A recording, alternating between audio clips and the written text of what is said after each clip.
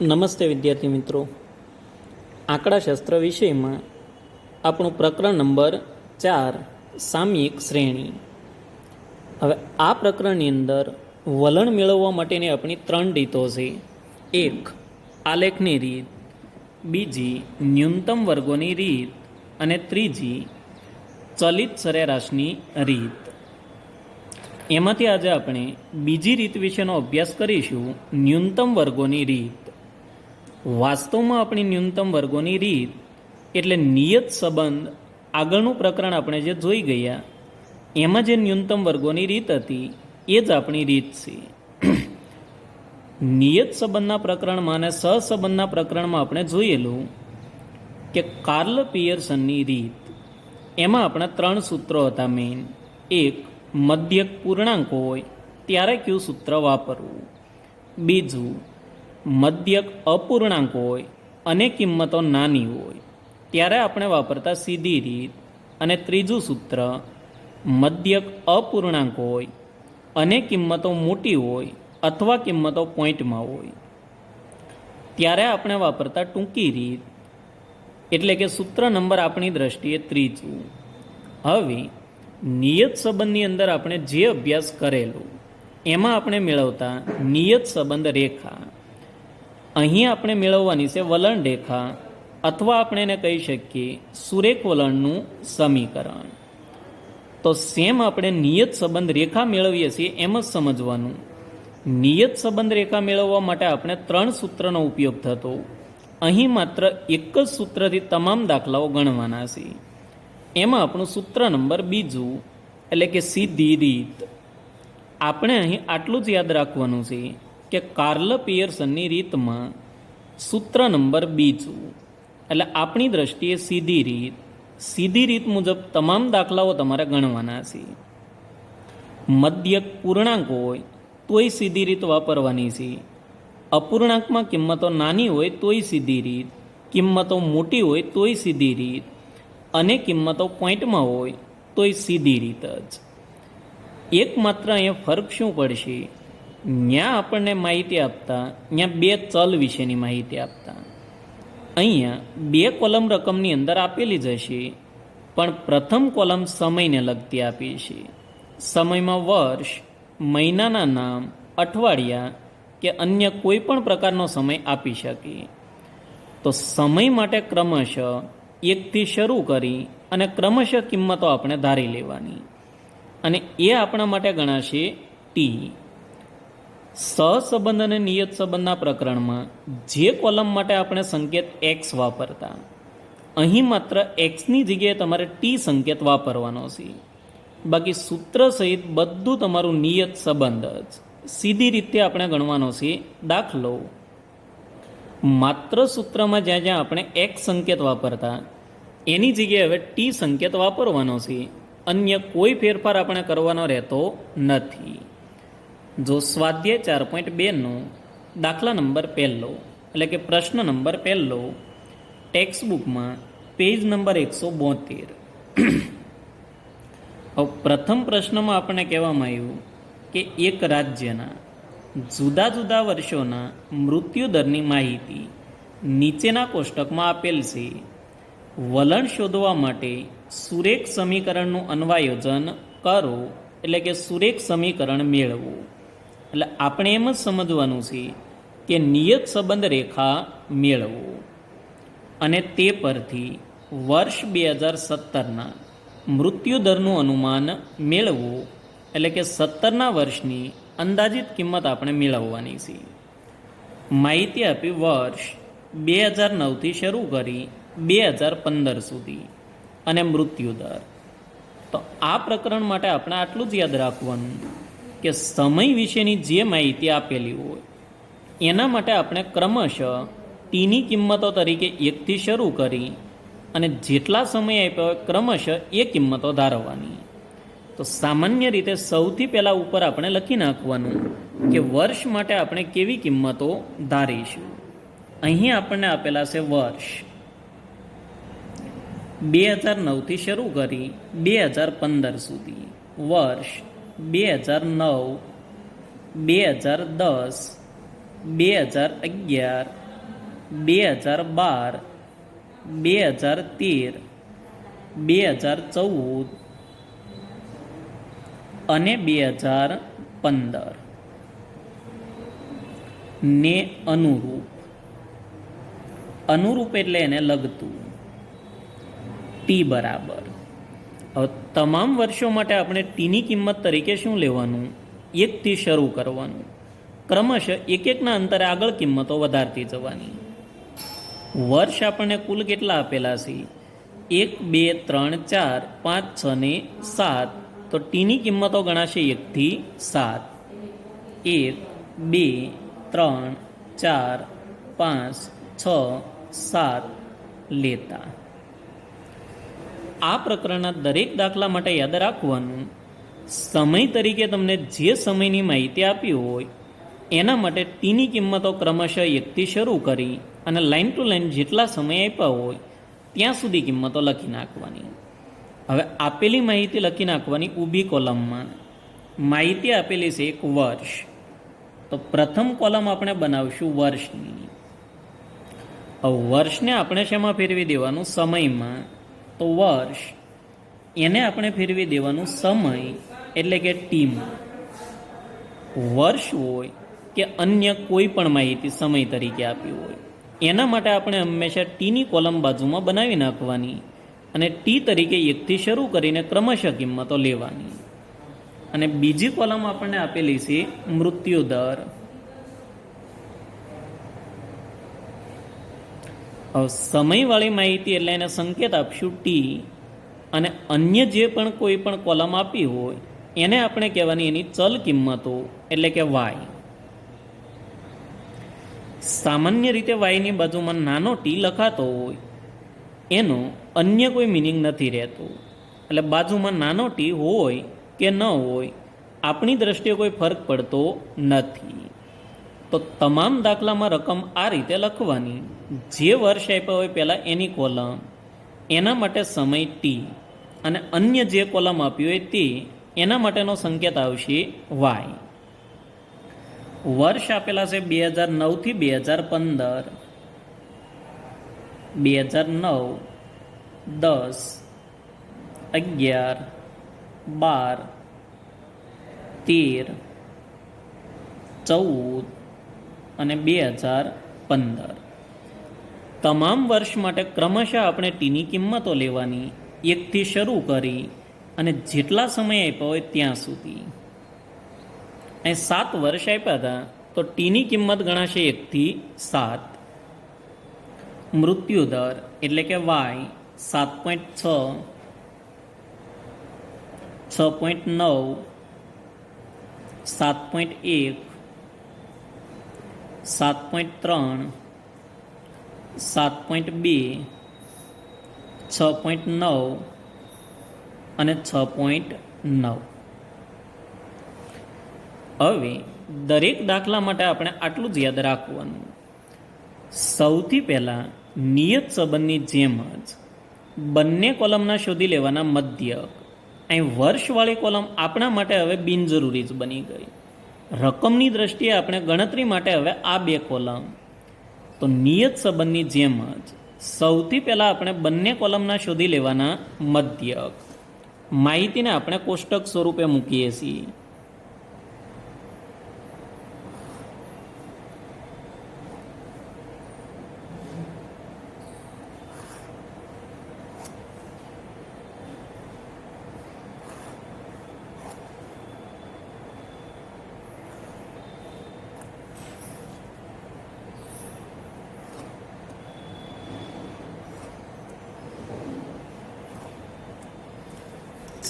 તમામ દાખલાઓ ગણવા માટેની રીત આપણી સમાન જ રહેશે. કિંમતો ફરવા સિવાય એકેય દાખલામાં આપણે કોઈ ફરક નહીં આવે. તમામ દાખલામાં સૌથી પહેલાં રકમ આ રીતે લખી નાખવાની. હવે ટી અને વાય બંને કોલમના પહેલાં આપણે શોધી લેવાના મધ્યક.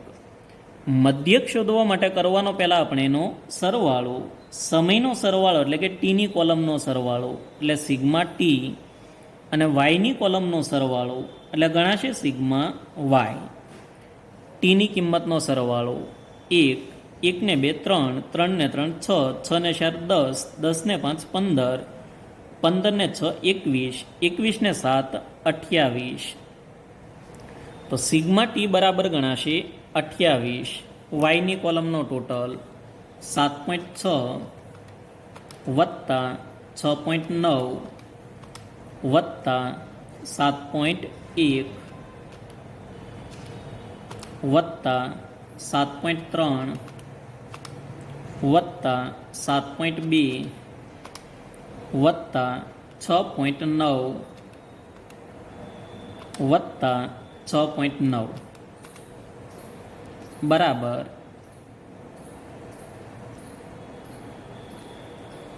49.9.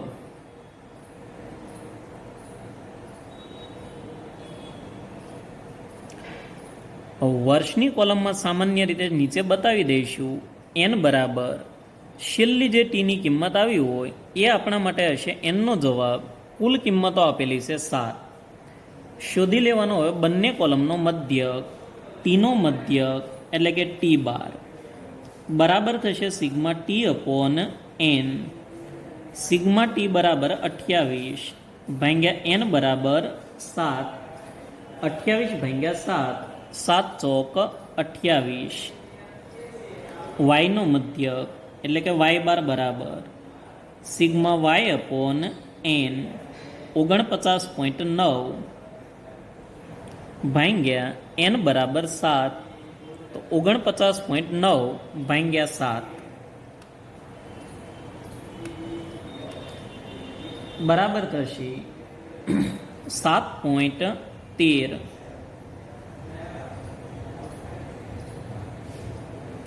આપણા સાર્થકના નિયમ મુજબ ત્રીજો આંકડો 5 અથવા 5 કરતાં મોટો હોય તો બીજા આંકડામાં આપણે એક એકડો ઉમેરીને જવાબ લખીશું. હવે દરેક દાખલા માટે આપણે આટલું જ યાદ રાખવાનું, નિયત સંબંધ રેખાની અંદર આપણે જે રીતે ગણતરી કરતા એટલે કે નિયત સંબંધના પ્રકરણમાં એ મુજબ જ, પણ અહીં આપણે સીધી રીતે જ તમામ દાખલાઓ ગણવાના છીએ. વલણ રેખા મેળવવાનું અહીંયા આપણું સૂત્ર શું થાય છે? વાય કેપ બરાબર a પ્લસ બીટી. આગળના પ્રકરણમાં આપણે જ્યાં એક્સ સંકેત વાપરતા એની જગ્યાએ માત્ર તમારે ટી સંકેત વાપરવાનો છે, બાકી બધી માહિતી એની એ જ. તો વાય કેપ બરાબર a પ્લસ બીટી, જ્યાં એનું સૂત્ર આપણું થાય છે વાય બાર માઇનસ બીટી બાર. તો એની ગણતરીમાં આપણે જરૂર પડતી હોય બીની. તો દરેક દાખલામાં સૌથી પહેલાં આપણે શોધી લેવાનો બી. હવે બી મેળવવા માટેનું આપણું સૂત્ર શું થશે? સીધી રીતનું સૂત્ર કે બી બરાબર n sigma t y minus sigma t sigma y. તો સીધી રીતનું સૂત્ર આપણું આગળ મુજબ આ જ હતું કે n સિગ્મા એક્સ વાય. એક્સની જગ્યાએ માત્ર સંકેત વાપરીએ છીએ t minus sigma x sigma y. તો એક્સ હતો અહીંયા આપણો આવી જાય છે ટી, એના ભાગાકારમાં n સિગ્મા ટીનો વર્ગ minus sigma T whole square. તો દરેક દાખલામાં સૌથી પહેલાં બંને કોલમના શોધી લેવાના મધ્યક. મધ્યક શોધ્યા પછી હંમેશા પહેલાં શોધવાનો બી. બીનું સૂત્ર આપણું થાય છે n sigma t y minus sigma t sigma y. ભાગાકારમાં n સિગ્મા ટીનો વર્ગ માઇનસ સિગ્મા ટી આખા કાઉન્સનો વર્ગ. હવે સૂત્ર મુજબની આપણે બનાવવાની કોલમો અગાઉથી આપણે શીખતા આવ્યા એ મુજબ જ. સિગ્મા પછીની જે માહિતી હોય તે કોલમ તરીકે હોવી જોઈએ, ન હોય તો આપણે કોલમ સ્વરૂપે લખી નાખવાનું n સિગ્મા ટી વાય. તો સિગ્મા પછી આવે છે ટી વાય, તો બનાવવાની એક બાજુમાં નવી column t y minus sigma t c sigma y c. ભાગાકારમાં n સિગ્મા ટીનો વર્ગ. તો બાજુમાં એક નવી કોલમ બનાવવાની ટીનો વર્ગ માઇનસ સિગ્મા ટી આપણી પાસે ch આખા કાઉન્સનો વર્ગ. હવે આ મુજબની આપણે માત્ર કરી નાખવાની ગણતરી. સેમ તમારી દ્રષ્ટિએ આગળનું પ્રકરણ જ રહેશે નિયત સંબંધ જ. એમાં માત્ર ખાલી આપણી એક જ રીત, સીધી રીતથી તમામ દાખલાઓ ગણવાના છે. ટી વાય એટલે ટી અને વાયની કોલમનો કરતો જવાનો ગુણાકાર 1 ગુણ્યા 7.6 એટલે 7.6, 2 ગુણ્યા 6.9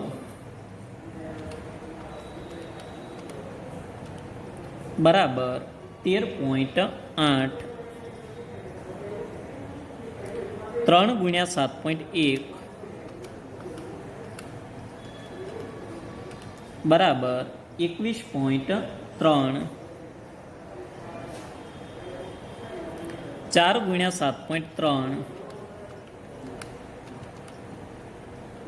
બરાબર 29.2, 5 ગુણ્યા 7.2 બરાબર 36. પોઈન્ટ પછી કંઈ કિંમત નથી તો આપણે લખી શકીએ 0. 6 ગુણ્યા 6.9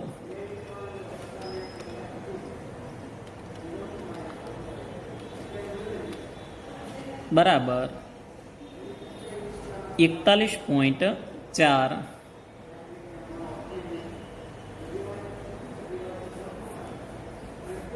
અને 7 ગુણ્યા 6.9 બરાબર 48.3. હવે આ કોલમનો કરીએ સરવાળો એટલે ગણાશે સિગ્મા ટી વાય 7.6 વત્તા 13.8 વત્તા 21.3 વત્તા 29.2 વત્તા 36 વત્તા 41.4 વત્તા 48.3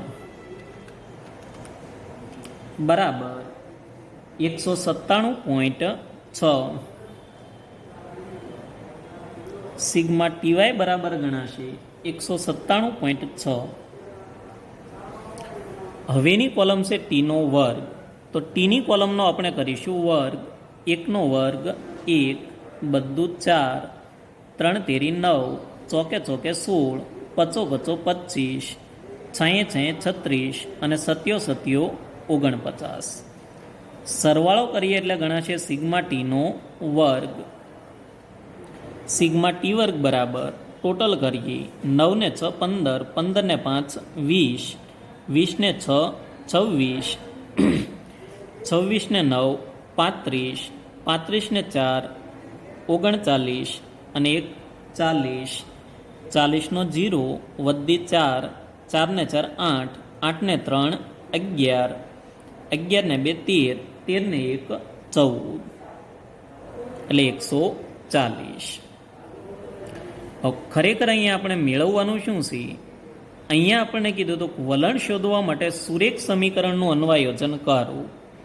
તો સુરેખ સમીકરણ માટેનું આપણું સૂત્ર છે વાય કેપ બરાબર a પ્લસ બીટી.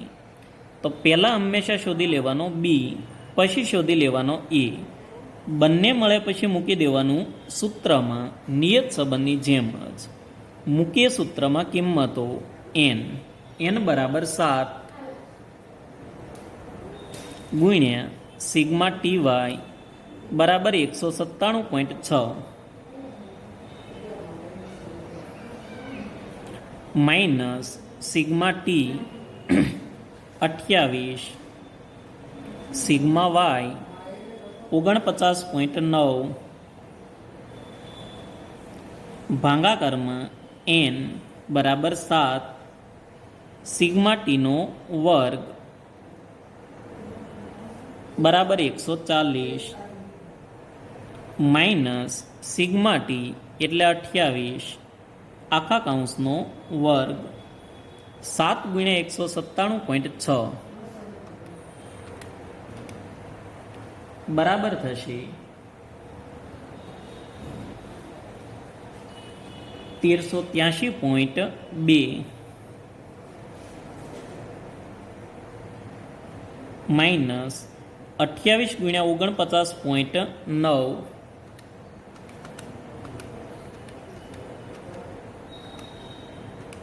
બરાબર 1397.2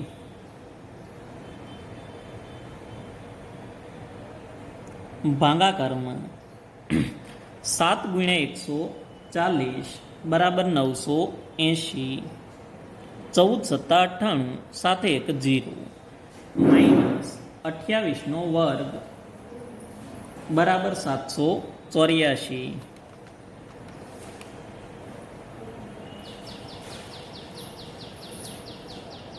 1383.2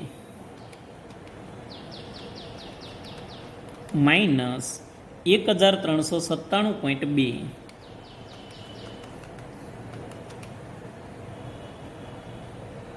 બરાબર માઇનસ 14,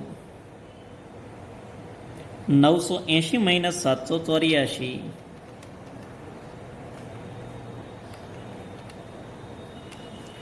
બરાબર 196. અંશમાં માઇનસ છે અને છેદમાં પ્લસ, એટલે જવાબ રહેશે માઇનસ 14 ભાગ્યા 196 બરાબર 0.07. હવે આ આવ્યો આપણો બીનો જવાબ. બી મળી જાય પછી આપણે શોધી લેવાનો એનો જવાબ. મેળવીએ હવે એની કિંમત.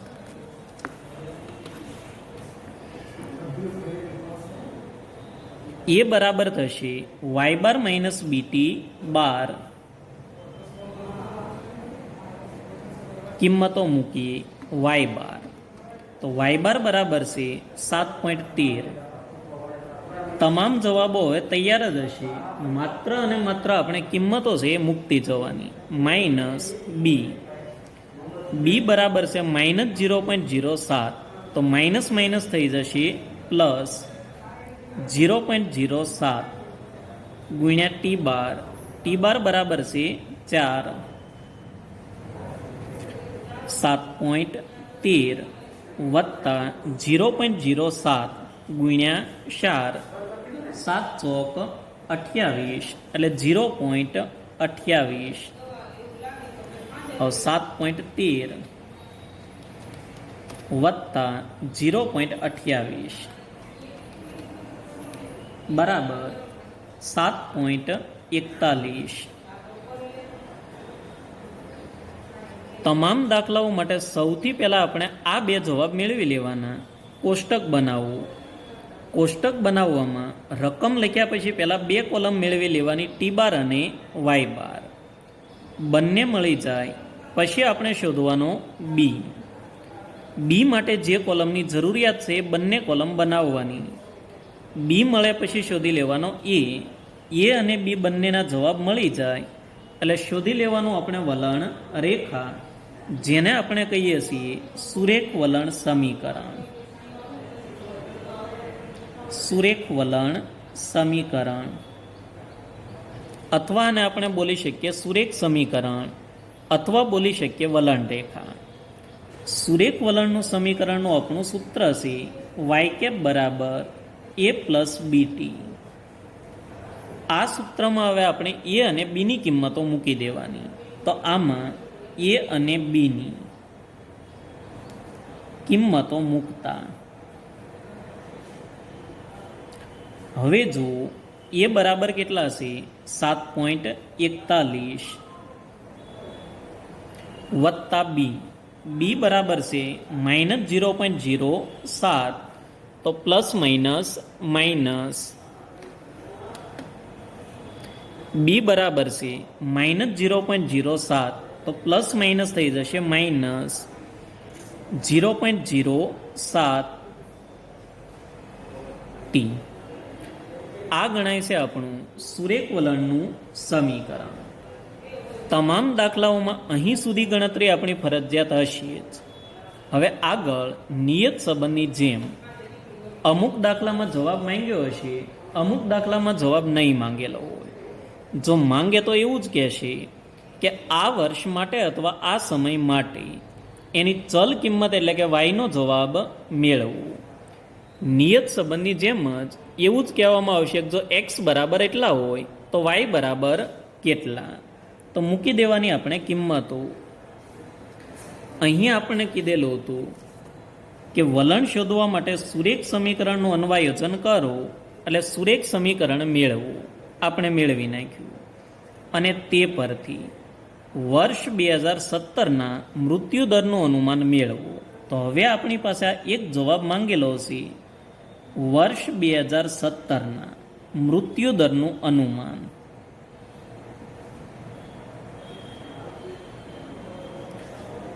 તો સમગ્ર પ્રકરણ માટે આપણે યાદ રાખવાનું, કોઈ પણ વર્ષ કે એટલે એના માટે હંમેશા આપણે ધારીએ છીએ સમય ટી. તો આ વર્ષને અનુરૂપ ટીની કિંમત કેવી હોય એ કિંમત પહેલાં આપણે લખી નાખવાની કે વર્ષ 2017ને અનુરૂપ ટી બરાબર. હવે રકમમાં આપણે જે વર્ષ જોયેલા છે એમાં જોવાનું, 2015 માટે ટીની કિંમત કેટલી હતી? 7. તો ક્રમશઃ આગળ વધતું જવાનું. 2016 હોય તો કિંમત કેટલી આવે? 8. અને 2017 હોય તો 9. કિંમતો આપણે ક્રમશઃ આ રીતે લેતી જવાની કે 2015ના વર્ષ માટે 7, તો એના પછીનું વર્ષ હોય 2016, એના માટે આવે 8. એના પછીનું વર્ષ આવે 2017, એના માટે ગણાશે કિંમત 9. તો ટી બરાબર 9 લેતા અથવા મૂકતા.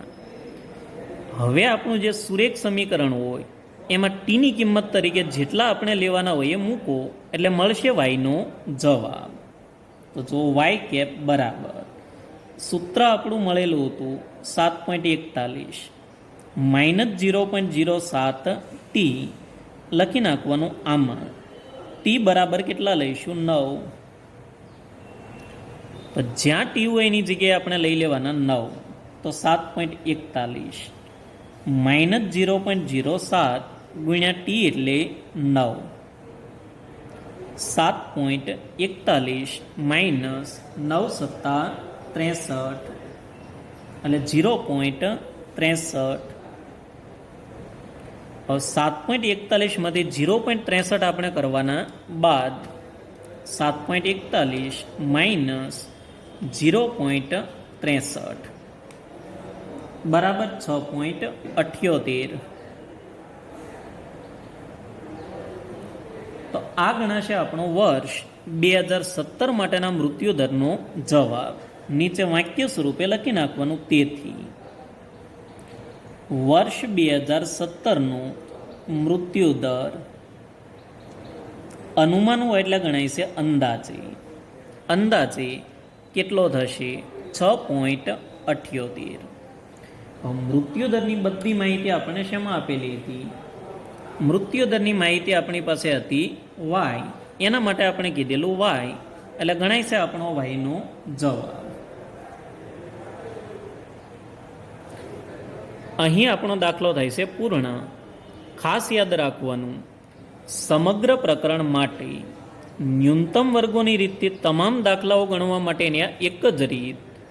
આપણે એવું સમજવાનું છે કે નિયત સંબંધનું પ્રકરણ જ આપણું શરૂ છે. વર્ષવાળી કોલમ હોય અથવા કોઈ પણ સમયવાળી કોલમ હોય એના માટે ક્રમશઃ બાજુમાં એક કોલમ બનાવવાની ટીની, અન્ય કોલમ જે આપી હોય બીજી એ માહિતી લખવાની, એને સંકેત આપી દેવાનો વાય. દરેક દાખલામાં 2 જ કોલમ બનશે, ટી અને વાયનો ગુણાકાર અને ટીનો વર્ગ. સૌથી પહેલાં આપણે ટી અને વાય બંનેના શોધી લેવાના મધ્યક. મધ્યક શોધ્યા પછી મેળવવાનો બી. બી મળી જાય પછી મેળવવાનો એ. એ અને બી બંનેના જવાબ આવી જાય પછી આપણે મેળવવાનું સુરેખ વલણનું સમીકરણ. સમીકરણ લખીને એમાં એ અને બીની કિંમતો મૂકી દેવાની. ત્યારબાદ જો આગળ જવાબ માંગ્યો હોય તો આ જ રીતે હશે કે આ વર્ષ માટેનો જવાબ કેટલો. તો જે વર્ષ માટેનો જવાબ આપે એને અનુરૂપ ટીની કિંમત ક્રમશઃ કેટલી આવે એ કિંમત લઈ લો.